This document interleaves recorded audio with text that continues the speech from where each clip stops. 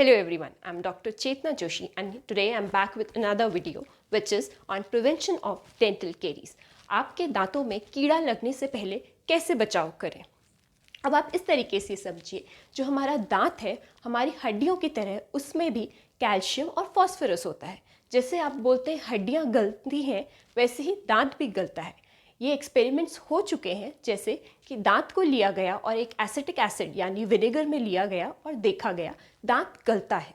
वैसे ही हमारे दांत जब मुंह में होते हैं और हमारे मुंह में जब एसिडिक एनवायरनमेंट क्रिएट होता है तो हमारे दांत में भी गलन या सड़न शुरू हो जाती है। ठीक है, तो ये मानिए आप, तो इस चीज़ से आपको बचना है। वह कैसे बचेंगे? पहली बात आप ये जान लीजिए कि जो डेंटल केरीज़ है या कैविटीज़ है या सडन है, ये ट्रांसमिसिबल डिजीज़ है।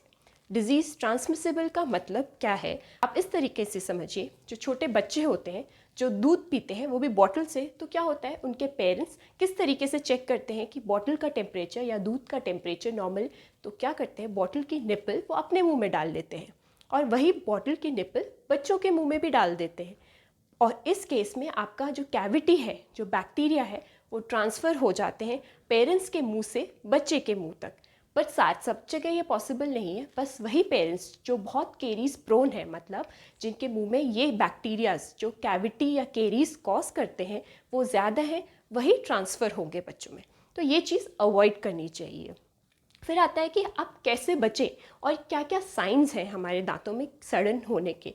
पहली चीज़ ये है दांतों के सफ़ेद धब्बे।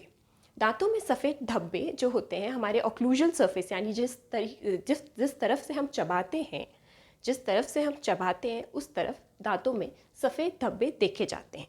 ठीक है, इनका मतलब ये होता है या तो दांतों की जो गलन है वो रुक चुका है या अभी दांत से कोई ख़तरा नहीं है। और अगर इस स्टेज में आप डेंटिस्ट के पास जाते हैं तो वह आपका दांत में सड़न को आगे बढ़ने से रोक सकता है। फिर आता है दांतों में गहरी या डार्क कलर की दरारें। मतलब आपने देखा होगा आपके जो दांतों का चबाने वाला सरफेस है उसमें आपके दरारें दिखेंगी गहरी, तो वो भी एक साइन है कि आगे जाके आपको उस जगह केरीज या कैविटीज़ हो सकती हैं। फिर आता है आपका दांतों में खाना फंसता है। खाना खाने के बाद पेशेंट्स बोलते हैं हमारे यहाँ खाना फंसता है दांतों के बीच में, तो वो एक साइन हो सकता है कि आपको डेंटल केरीज या कैविटीज़ हो। फिर आता है आपको ठंडे गर्म से खाना खाने के बाद ठंडा या गर्म लगने लगता है खाना खाते समय, तो यह भी एक साइन होता है। तो ऐसे केसेस में आपको डॉक्टर को या डेंटिस्ट को कांटेक्ट करना चाहिए। फिर ये हो गए आपको किस किस चीज़ों में कांटेक्ट करना चाहिए। फिर आता है आप खुद क्या कर सकते हैं जो आप केरीज या कैविटीज से बच पाए। पहली चीज़, ब्रशिंग ट्वाइस डेली।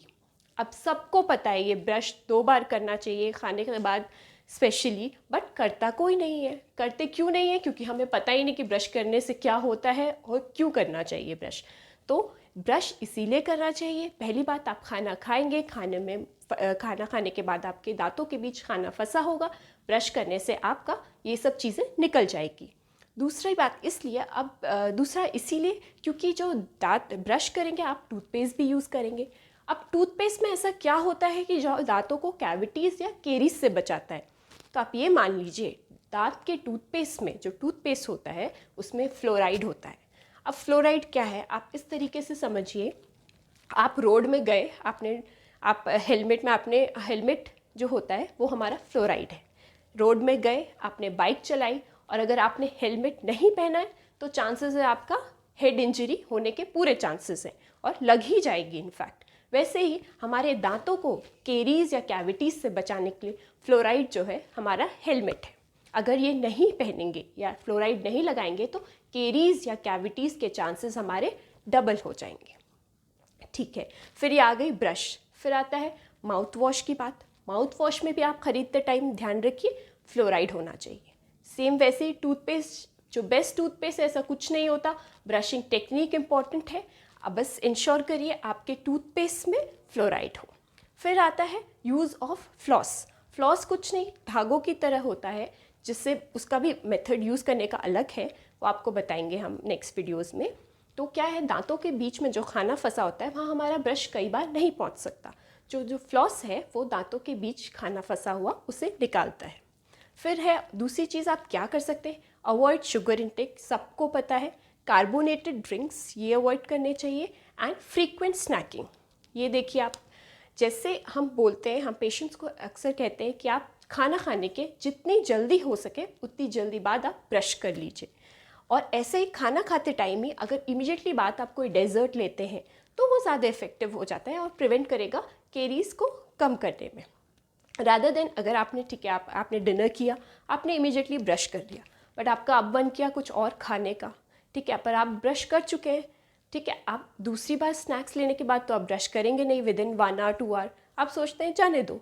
तो इसलिए हम एडवाइस करते हैं कि आप फ्रीक्वेंट स्नैकिंग अवॉइड करिए, और साथ ही जब आप मेन अपना डिनर खा रहे हैं या लंच खा रहे हैं उसके बाद ही आप छोटे स्नैक्स ले लीजिए। फिर आता है हमारा visit dentist twice a year. दांतों के डेंटिस्ट को या दांतों के डॉक्टर को 2 बारी विजिट करें। क्यों? अगर केरीज नहीं है तो हेल्प करेंगे वो केरीज को या कैविटीज़ को प्रिवेंट करने में, या केरीज है तो आपको उसका ट्रीटमेंट प्रोवाइड करेंगे। ये छोटी छोटी बातें हैं, one should remember all these things in mind, because अक्सर लोग हमारे पास आते हैं, डॉक्टर साहब इतना महंगा दांतों का ट्रीटमेंट। अरे उन्हें बताएं कि पहले आ जाते तो यही चीज़ सस्ती पड़ जाती। तो इसलिए I want to tell you people that dentistry is not costly but ignorance is. So this was all for today, and if you find my video informative, please don't forget to like, share and subscribe. Thank you.